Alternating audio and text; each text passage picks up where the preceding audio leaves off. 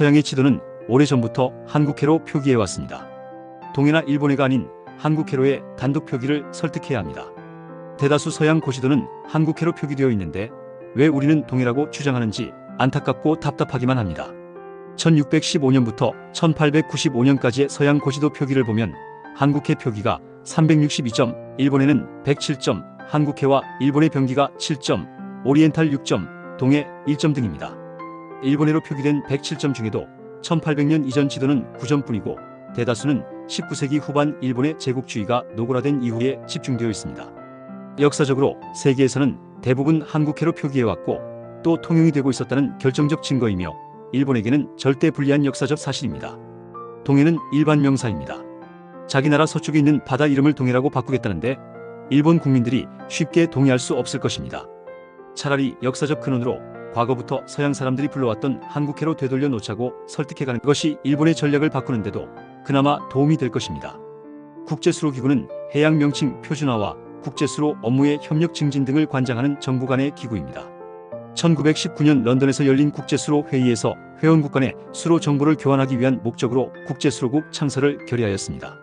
그 후 1921년 모나코에 본부를 둔 국제수로국이 창설되었고 1970년에 정부 간 국제기구로 국제수로기구가 설립되었습니다.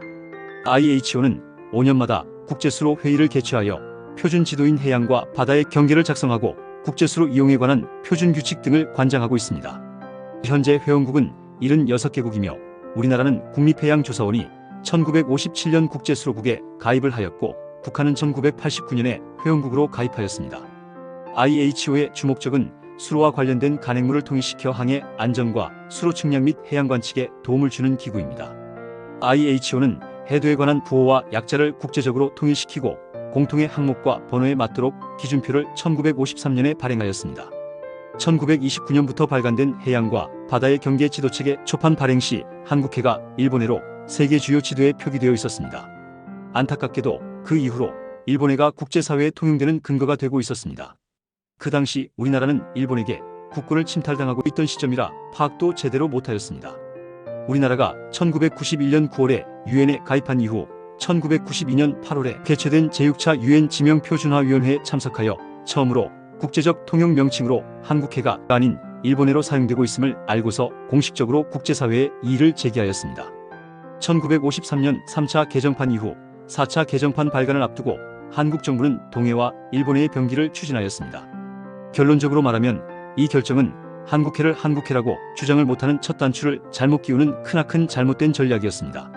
IHO는 2002년 11월 해양과 바다의 경계 4차 개정판에서 일본의 단독 표기를 삭제하고 동해 부분을 일본의 동해라는 표기 없이 공란으로 남겨놓기로 하였습니다. 그러다가 이를 철회한 채 어떤 결정도 못 내린 채 동해 표기 방식 결정을 계속 미뤄왔습니다.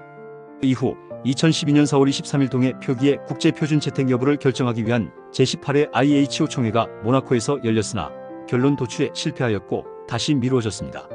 결국 IHO는 2020년 11월 총회를 열고 해역을 명칭에 대한 표기 없이 고유 식별번호로 표기하는 방식의 도입에 합의하였습니다.